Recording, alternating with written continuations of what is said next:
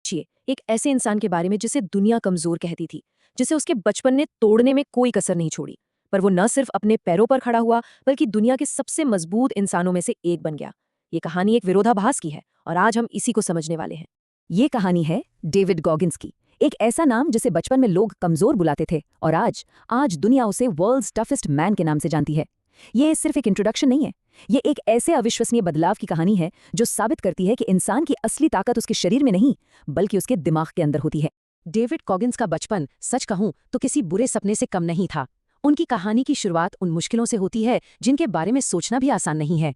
सबसे पहले तो थी गरीबी, एक ऐसा माहौल जहां हर दिन सिर्फ जिंदा रहने की एक जंग थी, जहां हर सुबह अपने साथ एक नई चुनौती लेकर आती थी।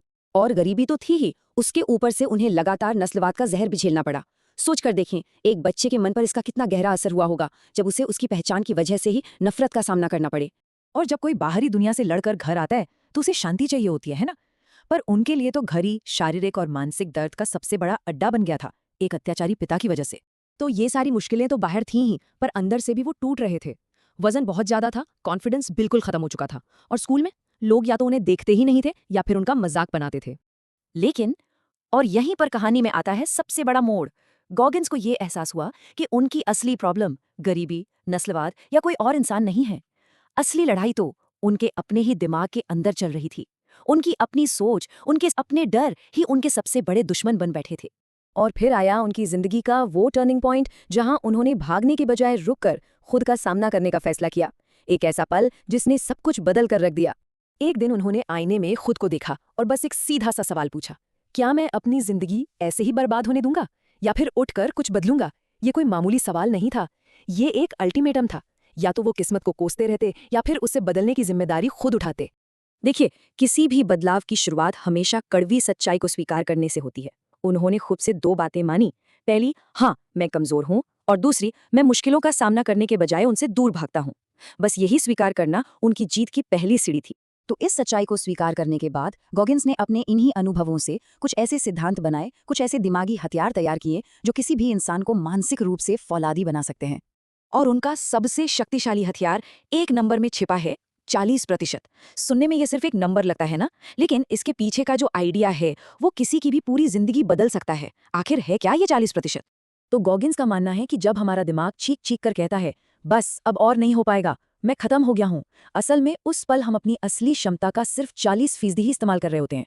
सोचिए, 60% ताकत अभी भी हमारे अंदर बंद पड़ी है। तो सवाल ये है कि उस बची हुई 60% ताकत तक कैसे पहुंचा जाए। गॉगिन्स के अनुसार दर्द और मुश्किलों को दुश्मन नहीं, बल्कि एक सिग्नल समझना चाहिए। ये इस बात का संकेत है कि आप अपनी सीमाओं को तोड़ रहे हैं और मजबूत बन रहे हैं। वो इसे दिमाग को मजबूत बनाना यानी कैलसिंग द माइंड कहते हैं। जैसे वजन उठाने से मसल्स मजबूत होती हैं, ठीक वैसे ही मुश्किल काम करने से दिमाग मजबूत होता है। अगर कोई हमेशा आरामदायक माहौल में रहेगा तो वो कमजोर ही बनेगा, लेकिन जब जानबूझकर कठिन परिश्रम किया जाता है तो दिमागी ताकत बढ़ती है। और इस पर अमल करने के लिए वो एक बहुत ही पावरफुल तकनीक बताते हैं, अकाउंटेबिलिटी मिरर। इसका मतलब है, रोज आईने में अपनी आंखों में देखो और बिना कोई बहाना बनाए खुद से कड़वा सच बोलो। अपनी कमजोरियां, अपनी गलतियां, सब कुछ स्वीकार करो, क्योंकि जब तक हम सच को मानेंगे नहीं, हम खुद को बदल नहीं सकते। गोगिन्स की फिलॉसफी का एक और मजबूत पिलर है ये सोच कि सफर कभी खत्म नहीं होता। सफलता कोई मंजिल नहीं है जहां पहुंचकर सब खत्म हो जाए। उनका कहना है कि चाहे कोई कितना भी कुछ हासिल कर ले, हमेशा एक अगला लेवल होता है जहां वो पहुंच सकता है। जो इंसान ये सोच लेता है कि उसने सब कुछ पा लिया, असल में वो वहीं पर रुक जाता है। असली ग्रोथ तो कभी न रुकने में ही है। इन सभी बातों का जो सार है वो हमें गॉगिन्स के सबसे बड़े सबक की ओर ले जाता है। आखिर दुनिया में हमारा सबसे बड़ा दुश्मन या सबसे मजबूत कॉम्पिटिटर है कौन? जवाब बहुत सीधा है, दुनिया में कोई और नहीं, बल्कि हम खुद ही अपने सबसे बड़े दुश्मन हैं। हमारा दिमाग, हमारी बुरी आदतें, हमारे अंदर का डर, यही तो वो असली दीवारें हैं जो हमें आगे बढ़ने से रोकती हैं। और इसका मतलब ये भी है कि अगर कोई इंसान अपने दिमाग को कंट्रोल करना सीख जाए, अगर वो अपने अंदर की उस आवाज को काबू करना सीख जाए जो उसे रोकने को कहती है, तो फिर दुनिया की कोई भी बाहरी ताकत उसे रोक नहीं सकती। असली लड़ाई बाहर है ही नहीं, वो तो अंदर है। और आखिर में गॉगिन्स की ये एक बात हमें सोचने पे मजबूर कर देती है। बाहरी दुनिया, लोग, हालात, वो हमें तभी तक परेशान कर सकते हैं जब तक हम उन्हें ऐसा करने की इजाजत देते हैं। असली कंट्रोल हमेशा हमारे अपने हाथ में होता है। सवाल बस ये है कि क्या हम उस कंट्रोल को इस्तेमाल करने के लिए तैयार हैं।